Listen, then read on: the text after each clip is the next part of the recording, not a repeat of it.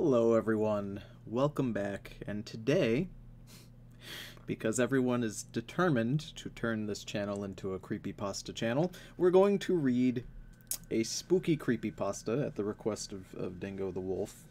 And of course I've never read it, but I suppose it's very popular. I had to, when I typed it in, it took me to a website called Slime Beast. I'm going to pull it up in just a moment, don't worry, it'll be on screen in a sec.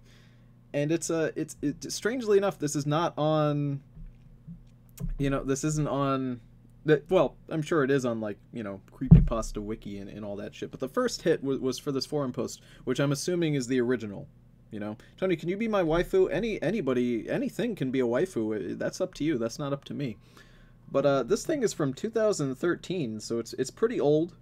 It's from January 1st, 2013, which is kind of neat. I have a very, who dares dislike, dude, I don't know. I have people who, when I post a video or a stream, no matter what I do, people just dislike it. And I mean, that's probably because I'm an asshole and people don't like me very much. But the funny thing is that the streams where people come in and they just dislike it and leave are usually the ones where people like you will say, who would dislike this, and then they'll like it. And then those are the ones where I have the most likes on them, which is really funny to me. I don't care. I don't give a shit if people like it or not. I mean, if disproportionately a video has a bunch of dislikes, I have to then look at it and say, why does it have this many? And usually the reason is I said an opinion people don't like. Something like, I don't like One Piece. That's one of those things. But, people are just silly that way. So let's go ahead, let's fucking go in. I've got something very wonderful to share with you guys at the end here, but let's actually get through this. The funny thing at cadaver.com, pretty spooky. They got little ads on this site, not for themselves, of course. Let's see here. My favorite is toospooky.com, which I have not gone to, but just from the name alone, absolutely fantastic. And let's see here, fearfic.com, not as good as Too Spooky. I wanted to point that out because it's really funny. Anyway, some of you may have heard that the Disney Corporation is responsible for at least one real, live ghost town. Disney built the Treasure Island Resort in Baker's Bay in the Bahamas. It didn't start as a ghost town. Disney's cruise ships would actually stop at the resort and leave tourists there to relax in luxury. This is a fact. Look it up.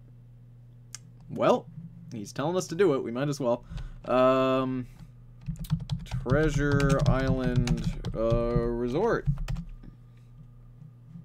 Oh, well. Yeah, they're right. It's a real place. Is this in the Bahamas? Overlooking the Mississippi River, this lively Caribbean-themed casino resort. That picture looks like shit. I'm not gonna lie, this picture of the resort, this is the picture when you type in Treasure Island Resort. Dude, I don't even know if this is the right Treasure Island. Where'd the picture go?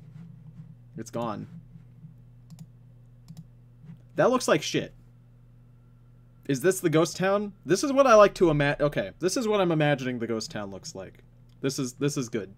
This is good. This is now, we now have a point of reference for where we're gonna be. This is what the rooms look like. Ooh. It's not that great. It's not that great. Tony, will you ever play Fortnite on stream? No, I mean, I gave it a try. It was okay. It was playable.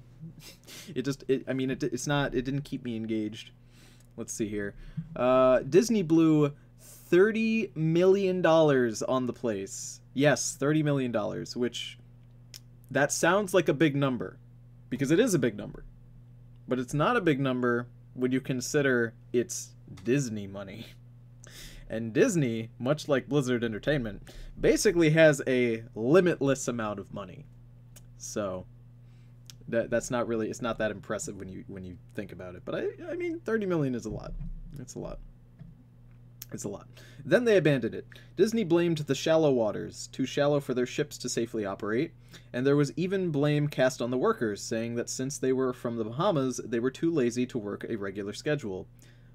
I don't believe both of those things, because one of them would mean that Disney wouldn't plan something fully, like they wouldn't plan for the shallow waters, and that's fucking stupid because it's Disney and they overplan everything. And number two, Disney cares more about their image than like anything else in the world. They wouldn't just say Bahama workers are lazy. I don't know. I don't believe it. Fake news. Bullshit. That's where the factual nature of their story ends. It wasn't because of sand, and it obviously wasn't because of foreigners are lazy. Both are convenient excuses. No, I sincerely doubt those reasons were legitimate. Why don't I buy the official story? Because of Mowgli's palace. Yeah, that's what we're going with? Okay. Near the beachside city of Emerald Isle in North Carolina, Disney began construction of Mowgli's Palace in the late 1990s. The concept was a jungle-themed resort with a large, you guessed it, palace at the center of the whole thing. If you're unfamiliar with the character of Mowgli, then you might better remember the story The Jungle Book. If you haven't seen it anywhere else, you'd know it as the Disney cartoon from decades past. Mowgli is an abandoned child in the jungle, essentially raised by animals, and simultaneously threatened/pursued by other animals. Mowgli's Palace was a controversial undertaking from the start. Disney brought up a ton of high-priced land for the project, and there was actually a scandal surrounding some of the purchases. The local government claimed eminent domain on people's homes, then turned around and sold the properties to Disney. At one point, a home that had just been constructed was immediately condemned with little to no explanation. I mean, I'm not buying any of this because it's a fanfic, so of course it's garbage. Most of them are. But I'm not gonna lie, it's doing pretty okay so far. You know, they're setting the stage.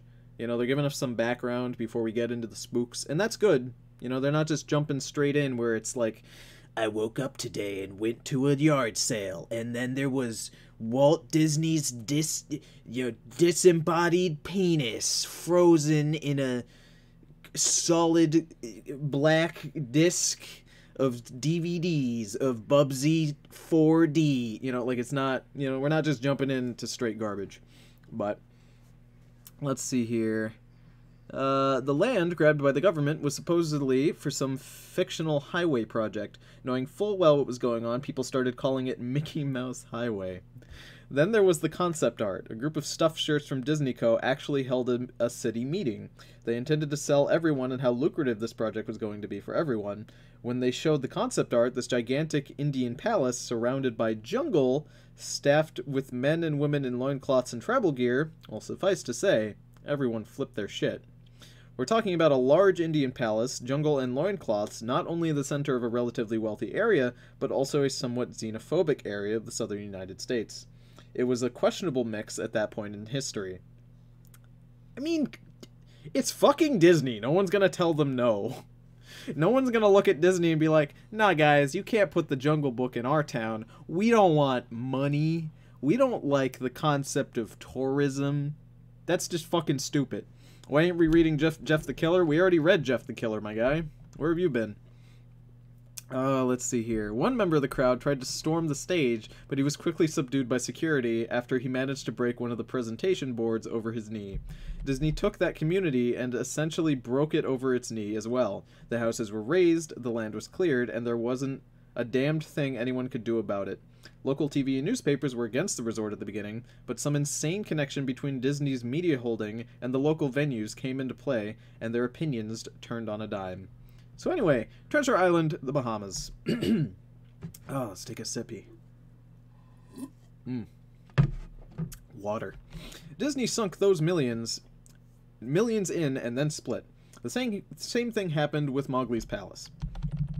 Construction was complete, visitors actually stayed at the resort, the surrounding communities were flooded with traffic, and the usual annoyances associated with an influx and loss of irate tourists.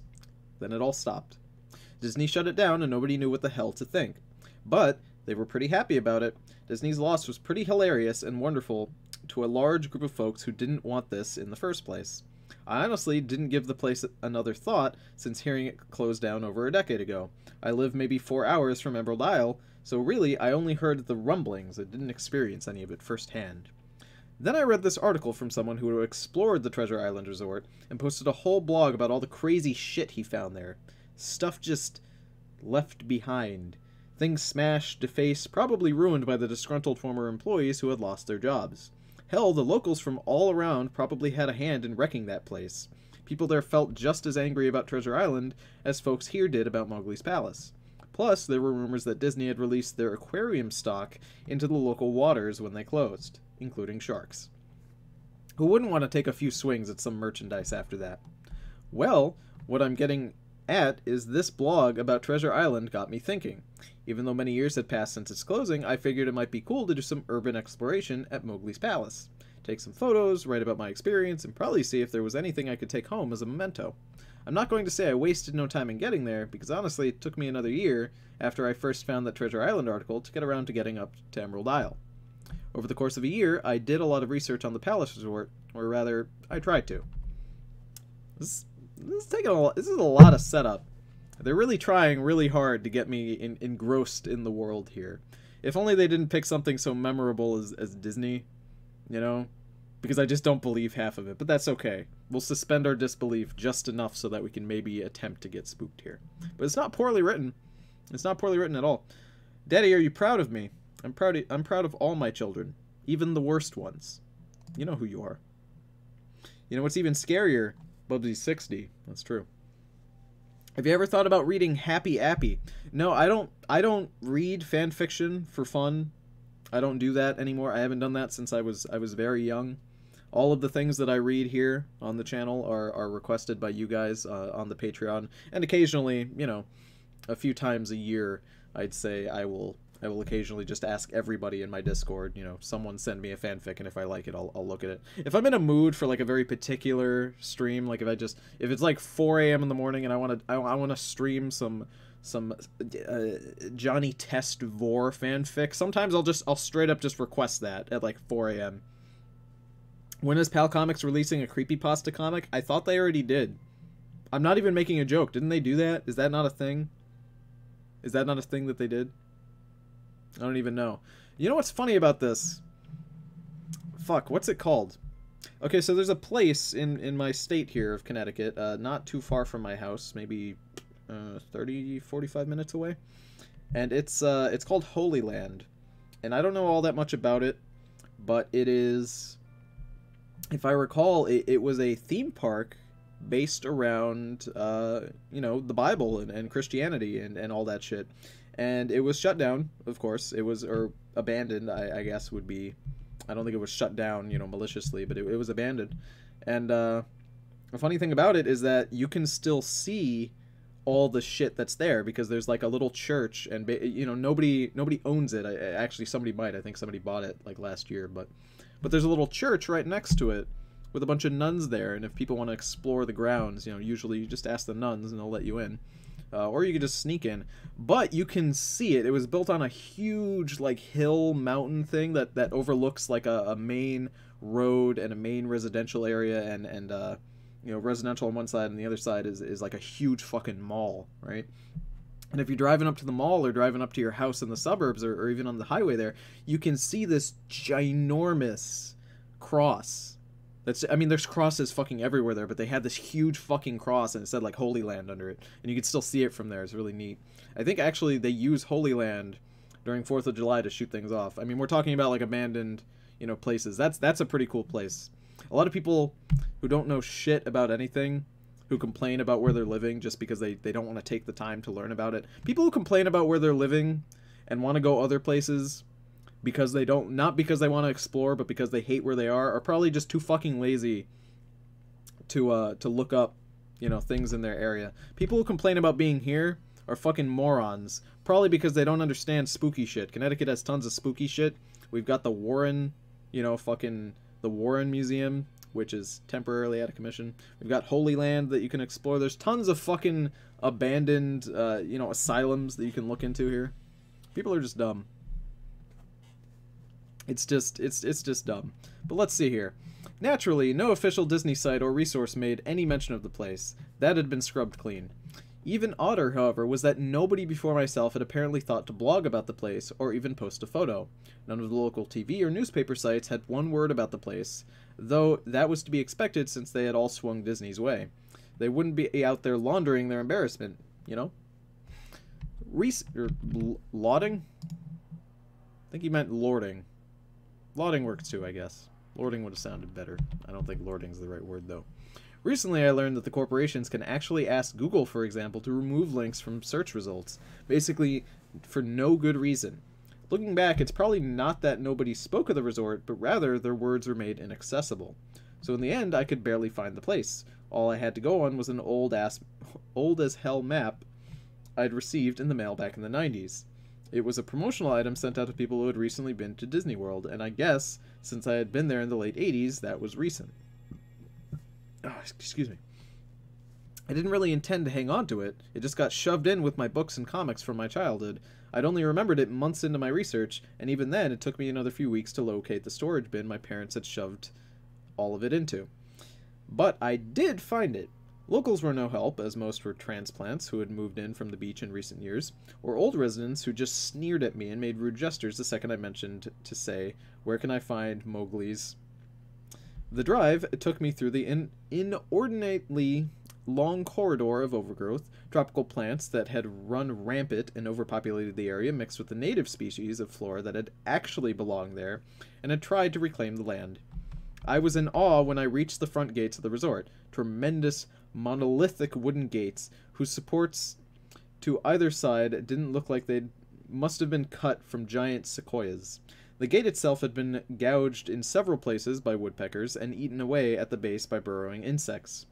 Hanging on the gate was a sheet of metal, some random scrap, with hand-painted letters scrawled in black. Abandoned by Disney. Get it, guys? That's the title. Clearly the handiwork of some past local or an employee who wanted to make some small protest. The gates were open enough to walk through, but not drive, so grabbing my digital camera and the map, whose flip side showed a layout of the resort, I set off on foot. The inner grounds of the place were just as overgrown as the entryway. Palm trees stood untended and ragged among piles of their own coconuts. Banana plants similarly stood on their own stinking bug-riddled refuge. There was a sort of clash between order and chaos, as carefully planted rows of perennial flowers mixed with obnoxious tall weeds and stinking blackened mushrooms. All that remained of any outdoor structures were broken, rotted wood, and various charred bits of unidentifiable material. What was most likely an information booth or an outdoor bar was now simply a pile of assorted debris, chopped up by past vandalism and ravaged by weather. The most interesting thing on the grounds was a statue of Baloo, the friendly bear from the Jungle Book, which stood in a sort of courtyard in the front of the main building. He was frozen in a jovial wave toward no one, staring into empty space with a silly, toothy grin, as bird shit covered whole swaths of his fur and vines ensnared his platform. Wow. Well, it's pretty good so far, you know? I'm not gonna lie, it's pretty decent. Wasn't there an indie horror film made in Disneyland? Yes. It's very bad. I'm trying to remember what it's called, that film that you just referenced in the comments. Fuck. Yeah, it's this indie film that's in Disney, and the only reason it got notoriety is because it was shot on Disney grounds without Disney's permission, if I recall. But... or maybe they had Disney's permission, but they said they didn't. I don't know. Basically, the only reason that movie became big was that it was a movie shot on Disney World's grounds with the... I'm not certain, but telling everybody that they didn't, you know, I think it's Escape from Tomorrow. But they, you know, shooting on Disney is not unheard of. People do it all the time. Everybody does it. You know, people take videos at Disney all the time. But the concept of making a film there without their permission was a novelty, and that alone made the movie interesting and relevant to people, despite the fact that the film itself is pretty bad, which is why you can find it for less than $1 at your local dollar store. Because it's dog shit. I approached the main building, the Palace, only to find the outside of the building covered in graffiti where the original paint hadn't peeled and chipped away. The front doors weren't just open, they had been taken off their hinges and were stolen. Above the front doors, or the... You expect me to believe that the front doors were stolen, but not the fucking big-ass Baloo statue? Get the fuck out of here. Above the front doors, or the gaping maw where they had been, someone had once again painted Abandoned by Disney. I wish I could tell you all about the other stuff I saw on the inside of the palace. Forgotten statues, abandoned cash registered, a full-fledged secret society of homeless bums. But no.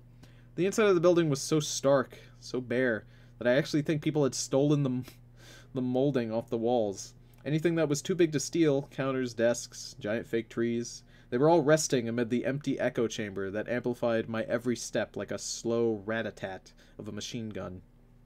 I checked the floor plan and headed to all the locations that might seem in any way interesting.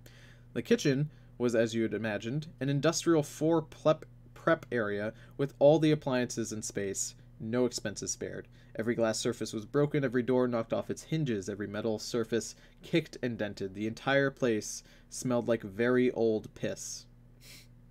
The huge freezer, not even remotely cool now, had row upon row of empty shelf space. Hooks hung from the ceiling, probably for hanging cuts of meat, and as I stood inside for a moment, I noticed that wasn't... That's our... I think that's the first typo. Maybe I've just skipped over... I think that's the first one I'm aware of. I noticed they were swinging. Each hook swung in a random direction, but their movements were so slow and small that it made it almost impossible to see. I figured it had been caused by my footsteps, so I stopped one from swinging by clutching it in my fist, then carefully letting it go, but within seconds, it started to swing once more. The public bathrooms were in much the same state as the rest of the place. Just like the Treasure Island Resort, someone had methodically smashed each porcelain commode with coconuts and other implements. How do you know they used coconuts? How do you know that? Also, I don't think a coconut can break a toilet. I'm pretty sure the toilet would break the coconut. There was about half an inch of rancid, stinking, stagnant water on the floor, so I didn't stay in there very long. What's odd is that the toilets and sinks, and the bidets in the ladies' room, yes, I went there, all dripped, leaked, or just ran freely. It seemed to me that they should have shut the water off long, long ago. There were plenty of rooms in the resort that naturally I didn't have the time to look through them all. The few I did peer through were simply wrecked, and I didn't expect to find anything there. I thought there was actually a television or radio in one room, as I think I heard a quiet conversation coming out, though it was like a newspaper, probably my own breathing echoing in the silence, or just another case of the sound of flowing water playing tricks on my mind. This is what it sounded like. I didn't believe it. Short, unknown reply. I didn't know that. I didn't know that. Your father told you. Unknown reply. Or possibly just weeping. There's a difference between weeping and talking. Much like there's a difference between Rain and Josuke screaming in pain. I shower you with coconut cream pie. I wish.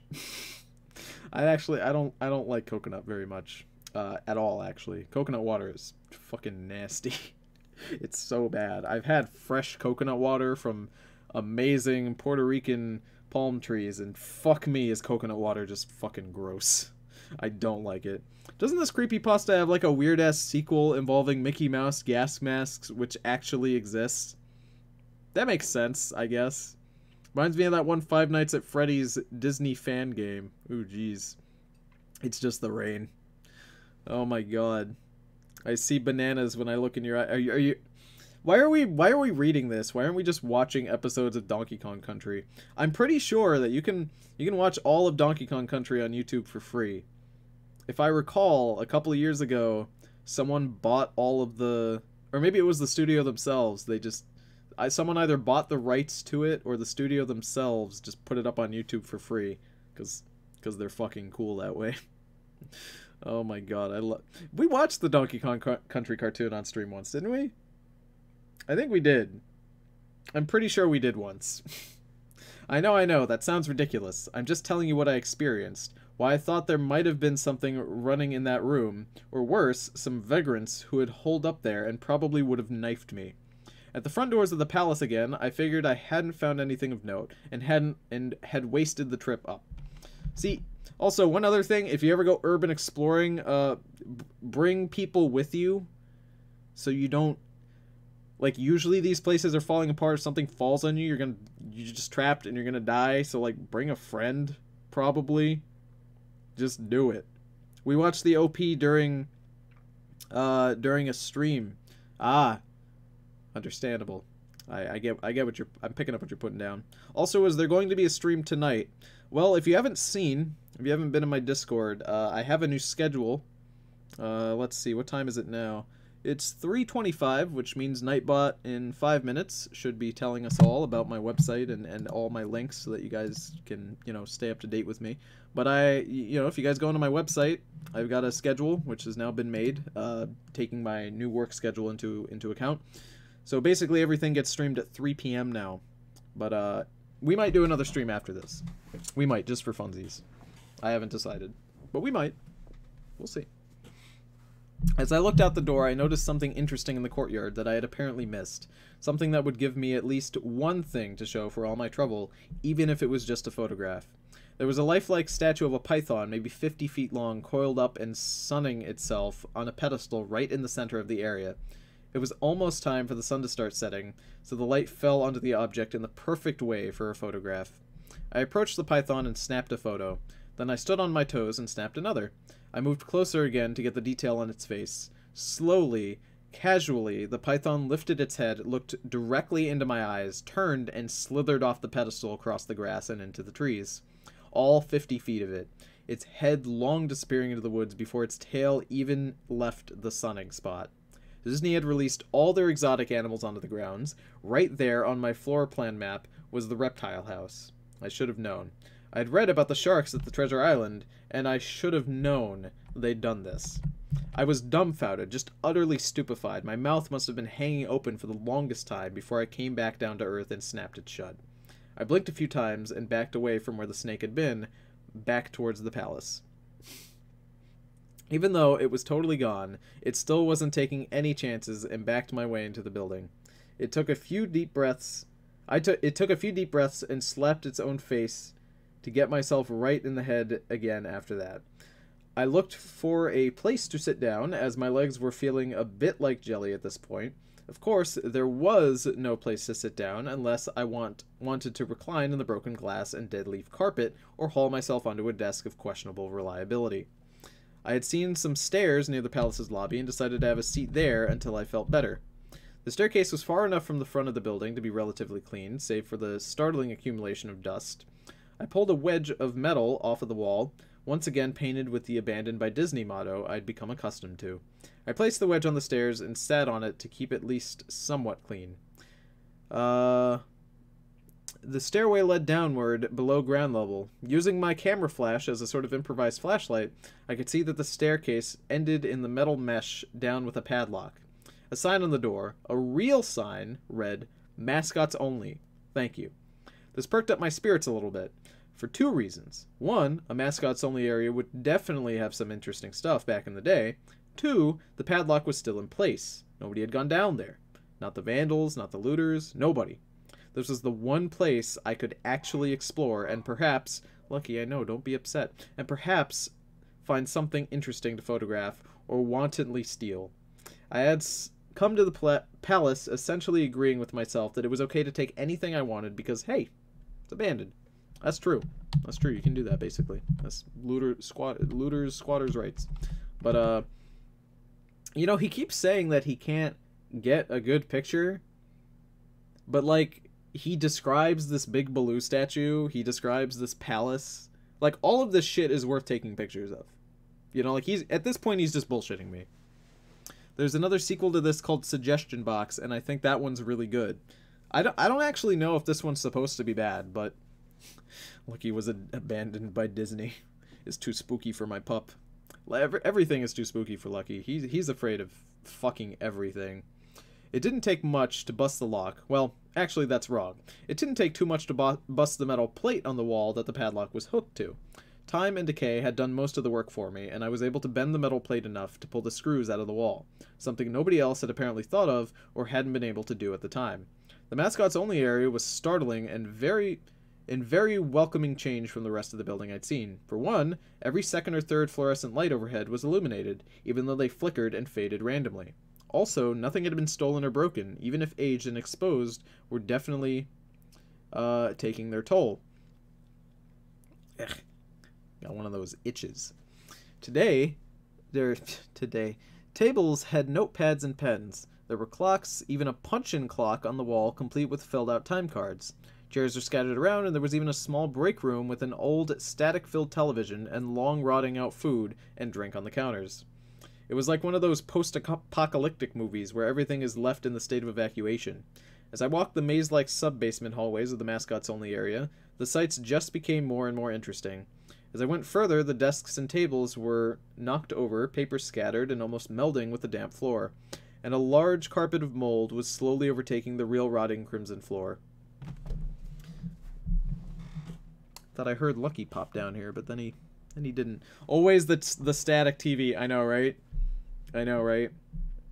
Here's the thing: if they add hyper-realistic blood, you know, then they'll really hit their quota for cliches. But the static television is the most. It's like beginning your story with, "On a dark and stormy night." You know, it's the most like, ooh, we got to make this foreboding. You know, like how do we do that? I don't know. It's just very funny. Abandoned by Lucky. Everything was just sort of squishy. Anything wood disintegrated into mush when I applied even the least amount of force, and clothing items hanging from the hooks in one of the rooms simply fell to the moist threads if I tried to unhook them. One thing that annoyed me was the light was becoming more sparse and unreliable as I went further into the dank, suffocating depths of the place. Eventually, I reached a blank and yellow striped door with the words, "Character Prep 1" stenciled on it. The door wouldn't open at first. I figured that this was probably where the costumes were kept, and I definitely wanted a photograph of that twisted, stinking mess. Try as I might. Okay, that's another thing. Disney would fucking never abandon their fucking mascot costumes. Do you know why? Because they treat those mascot costumes better than, like, anything else. Those things, for example, Disney very recently decommissioned a bunch of their characters from one of their parks. I think it was one of their water parks. And they had, like, you know, fucking mascot costumes for sections of these parks. And if I recall, I think it had something to do with fucking people complaining. Where they were complaining and they were like, these characters are racist looking. I don't know. One of them had a sombrero. I don't fucking remember. But these characters were decommissioned, right? And I think replaced. There was also like 5 of them for the park because the park was divided into like 5 sections. So now they just have like one mascot there. But those costumes aren't going up for sale, you know, unless it's to the employees. You know, those costumes are not. You know, those costumes are not going to be left behind there. They're going to be stored away. They're going to be stored away in a fucking vault where nobody can get to them, where nobody can see them. One thing that Walt made a really big deal about, which people broke this rule and he got mad. You want to take your helmet off, you know, back in the day when he was alive. You know, it's all about keeping the magic up, right? That's why if you guys didn't know, the original voice actors for Snow White legally could not. I don't think it was legally.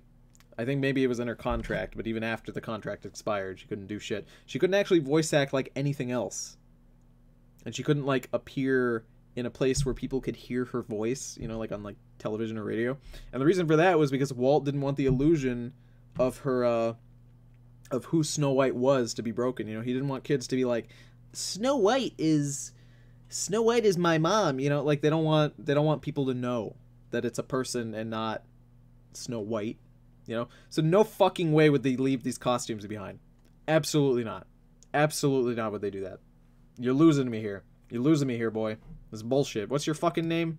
What's this guy's name? I scroll up. The fuck's this guy? Slime Beast? Oh, he's an administrator. That makes sense. We're on slimebeast.com. Fuck you asshole. Alright, let's see here. Try as I might, whatever angle or trick I tried, the door wouldn't budge. That is, until I gave up and started to walk away. That was when there was a slight popping sound and the door creaked open slowly. Inside, the room was completely dark, pitch black. I used the camera flash to look for a light switch on the wall door, but there was nothing. As I made my search, I was jarred out of my sense of excitement by a loud electrical buzz. Rows of lights. Ugh, God. My throat today. Always have water. By a loud electrical buzz, rows of lights overhead suddenly flashed to life, flickering and fading in and out like the rest I had passed. It took a second for my eyes to adjust, and it seemed like the light was going to just keep getting brighter until all the bulbs exploded. Come on, bud. What are you, Everyman Hybrid? What are we, in Evan's basement? But just when I thought it would reach that critical stage, the lights dimmed, a bit and steadied. Yeah. The room was exactly as I had pictured it. Various Disney costumes hung on the walls, fully put together like strange cartoon cadavers hung from invisible nooses. There was an entire rack of loincloths and native costumes on hangers towards the back. What I found odd, and what I wanted to photograph right away, was a Mickey Mouse costume at the center of the room. Unlike the other costumes, it was lying on its back in the center of the room like a murder victim. The fur on the costume was rotted and shedding, creating bare patches. What was even more odd, however, was the coloring of the costume. It was more like a photo negative of the actual Mickey Mouse, black where he should be white, and white where he should be black. His normally red pants were light blue. The sight was off-putting enough that I had actually postponed photographing the thing until last. I took a picture of the costumes hanging on the walls, upward angles, downward angles, side shots to show an entire row of frozen, putrid cartoon faces, some with plastic eyes missing. Then I decided to stage a shot. Just one of the bed-wrangled character heads on a slick, grimy floor. I reached for the headpiece of a Donald Duck costume and carefully removed it, so that the thing wouldn't fall apart in my hands. As I looked into the face of the wide-eyed, moldering head, a loud clattering sound made me jump with fright. I looked down at my feet, and there between my shoes was a human skull. It had fallen out of the mascot head and shattered into pieces at my feet. Only the empty face and lower jaw remained, staring up at me. I dropped the duck head immediately, and as you'd expect, and moved for the door. And as I stood in the doorway, I looked back at the skull on the floor. I had taken a picture of it, you know? I had to. I had to take a picture of it. I had to, for any number of reasons that may seem silly, but only if you don't think it through. I'd need proof of what had happened, especially if Disney was going to somehow make this go away. I had no doubt in my mind right from the start that even if it was just gross negligence, Disney was responsible for this. This was why the resort had closed, and it was only one outside Disney corporation who knew. Me. That's when Mickey, that photo-negative opposite Mickey in the middle of the floor, started to get up. First sitting up, then climbing to its feet. The Mickey Mouse costume, or whoever was inside of it, stood there at the center of the room, its fake face just staring directly at me as I mumbled no over and over. With shaking hands, a violently thrashing heart, and legs that had once again turned to jelly, I managed to lift the camera and aim it at the opposite creature, and now quietly sizing me up, head tilted. Ho ho! Shit's getting spooky! Oh my goodness. I wish Stefan were here. My buddy Stefan does a beautiful Mickey Mouse impersonation. It's honestly a little frightening how well he does it. Oh my goodness. Oh, Lucky, why are you upset? Why is my pepperoni so upset? I don't know, but he's up there. He's up there and I can hear him being upset. Let's see here. This is actually just the prequel story to Kingdom Hearts, yeah. This is just Sora. Let's see. The digital camera screen displayed only dead pixels in the shape of the thing. It was a perfect silhouette of the Mickey costume. As the camera moved in my unsteady hands, the dead pixels spread, marring the screen wherever Mickey's outline moved. Then the camera died, went blank and quiet and broken.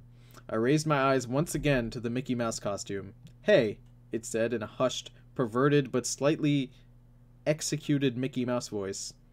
"Want to see my head come off?" It started to pull at its own head, working its clumsy, glove-clad fingers around the neck with clawing, impatient movements, similar to a wounded man trying to pull himself free of a predator's jaws. As it worked its digits into its neck, so much blood. There it is! There it is! Everybody take a shot! There, it's not hyper-realistic, but we got a fountain of blood. Everybody take a shot. That's how you know. That's how you know! It's good. So much thick, curdled, yellow blood. How do you know it's blood if it's yellow? Blood ain't yellow, my guy. I turned away as I had heard a sickening tearing of cloth and flesh. Only cared about getting away. Above the doorway out of this room, I saw the final message clawed onto the metal with bone or fingers. Abandoned by God. Wow. That's great. I never got the pictures out of the camera. I never wrote the blog entry about it. After I ran and fled for my sanity, ASMR, hey, you want to see my head come off, Tony, says Dingo. Okay. Alright, let me finish this last little bit here, and then we can do that. I never got the picture out of the camera. I never wrote that blog post entry about it. After I ran from that place, fled for my sanity, if not for my very own life, I knew why Disney didn't want anyone to know about this place. They didn't want anyone like me getting in. They didn't want anything like that getting out. Reverse Mickey .gif. All right, so let's see. The voice, slightly perverted Mickey. That's what it says. Okay. Let me get over here. Hey, wanna see my head come off? Oh! There you go. Was that good enough? That's... Man, that was abrupt. I thought there was gonna be some more. I thought there was gonna be like a fight. I thought the other things were gonna come alive. I don't know, man. I expected more. I expected a little more than just that. But Tony, telling the reader it's blood makes it scarier. Oh, you know, you got me there. Photo negative Mickey voice. You know, that was... I expected more. I expected a little bit more, you know. I think... I don't know. I don't think that the Mickey talking is scary. Mostly because it just means I can do this voice, I can just imagine it doing this. You know, and it's not scary. It's not scary to... I mean, I think if you're reading this at night and you got the lights off and you're imagining yourself staring down this fucking disgusting moldy creature and it starts talking, that's a scary image. This would work much better if it was a short film. It doesn't work very good as a story. I don't think it works very good as a story. I think with this, here's the deal. Books can be a lot scarier than like movies, right? Especially if you're imagining what a monster looks like. You know, because your brain will always come up with something scarier. It's the same thing with movies, where if they don't show the monster for a long time, it makes it scarier. You know, your brain will always give it the scariest voice possible. It will always think of the scariest shit imaginable, right? Oh, excuse me. But, oh no, I went over... We've been going for 42 minutes now. I went over my 30-minute spooky audio soundtrack, but that's fine. That's fine. It, I don't know. This sort of thing, it doesn't work this way because people know what Mickey sounds like. We know what Mickey sounds like. If you just say it sounds like a perverted Mickey, you know, it's not scary because our brain then says it's Mickey Mouse's voice saying this, but perverted, and it's really funny, you know? That's why I think this would have worked better as like a short film, you know? Or if it at least had some sort of audio-visual component to accompany it, you know? But I hope you guys enjoyed this. I'm glad I did that ASMR. That was a good time. I usually do those during these streams. I try to. And I told you I had a treat for you guys. I told you I had a special treat just for you guys today. I'm gonna show you the best Kickstarter in the world. This is meetsmartpeople.com, which it is a social networking / you know, meet me website, but for people who are smart. By the way, most people who are really smart don't say that they're really smart and brag about it, because that's just a stupid thing to do. So let's see, we got, ooh, $2 of the $100 goal. Damn. Think they'll hit it, guys? I don't know if they will. But let's see. MeetSmartPeople.com doesn't require any explanation for its intended audience. If you can't figure out what we do from our domain name, then sadly you're not welcome to join. Even smart people find it difficult to find other smart people, since we're spread so thin. We are here to solve this problem. By coming together in one place, we can accomplish great things. With the internet, it's no longer necessary for us to move to a specific location or form one country. We can fellowship and build great projects from the comfort of our own homes. Oh, that's great. Now, clearly, this has to be some sort of satire. This clearly has to be fake, because it's just it's just that stupid. But if you look at it, you have to look at it's the same way when you're criticizing art. Here's one thing for those of you who are going into any sort of arts, or if you want to go into analysis or criticism or being a reviewer.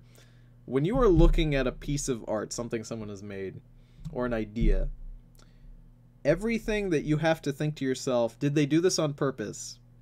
Always look at it as if it is intentional. Always look at it as if it is serious and intentional and intended by the author to be perceived this way. So if we look at this, that this is true,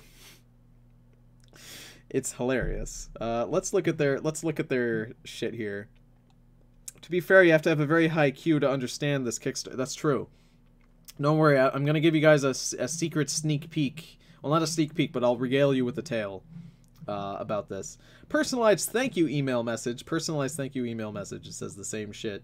VIP meetsmartpeople.com membership. VIP membership to the social network once we migrate from Discord. Your usernames will be pinned at the top of the user list. You will also get access to the VIP Kickstarter club. Kickstarter is... I think Kickstarter is one word, by the way, so that's... Either way, the starter should be capitalized. Entry to this club will be closed in July. Wow, nobody's done it. Autograph t-shirt. Meetsmartpeople.com autograph t-shirt. It will look nice. Design not finalized yet. Sublimation aerosol technology. Writing will not crack or fade. I love that they use big words. And the big boy, Founders Club. You will become a founder of meetsmartpeople.com. You will have access to executive meetings and preferred hiring selection for any company job, web design, marketing, executive, etc. You also get a t-shirt, thank you email, and a large piece of my acrylic artwork shipped with your shirt. Yes. Tony, how do you feel about Splatoon? I've always wanted to play it, but I never got the chance. It looks like a fun game. Yeah, so it's funny that you say they have a Discord. They do. And if you... I don't ever tell people to brigade other people. I never would say, please, guys, this other YouTuber's a dick. Go, go bomb their channel. Go bomb their... I would never say, go to their Discord and be an ass. I would never say that. However, if you ever get the opportunity to join this particular Kickstarter's Discord... It's a riot. Literally everybody there is treating it like everybody there is just me. They all show up into the Discord and they're like, "Hey guys, I've watched every episode of Richard and Mortimer and have an IQ of over 300. Everybody's there is just a shitlord. Like, they all know this is bullshit. And it's really funny. It's really funny. Just if you ever get the chance to just see it and experience it, Hey guys, I'm actually the reincarnation of Socrates and Aristotle at the same time. Oh my god. So will the Corrupted Gaming Show Discord be moving there once this Kickstarter succeeds? Oh, the Corrupted Gaming Show Discord is being shut down and transferred over to meetsmartpeople.com. Because I really feel like that's the way that we gotta network ourselves, guys. I really feel like that's the future. Not just for me, but for everybody. I'm trying to get on this early, because I gave my blood to a witch, and she looked into the future and told me this is the way it's gonna be. So really, really, I hope that you guys are prepared. If you haven't made it, if you haven't gone there, I would recommend, honestly, to get the founder pack. See, what's funny is that the VIP membership has 40. It's a limited amount, but you'll notice the Founders Club has no limited amount. You guys could all become founders right now. I don't see why not. It seems like a good idea to me, And what's funny is we only need one fucking founder to fund it. Not only fund it, but fund it twice over, which is amazing. Which is absolutely amazing. I hope you guys had a good time. I hope you guys had a good time on this stream. This was definitely an interesting one. Not that shitty, honestly. Not the shittiest fanfic we've read, not by a long shot, but definitely not great. Certainly just not believable enough. Definitely just not believable enough. It would, you know, honestly, it would be more believable if they used something like Holy Land, you know, as an example of this crazy shit happening. Because Disney does things by protocol. They'd never do something like this. But anyway, I hope you guys had a good time. I just couldn't suspend my disbelief for this one enough. But I'll see you guys on the next stream. Have a great rest of your day.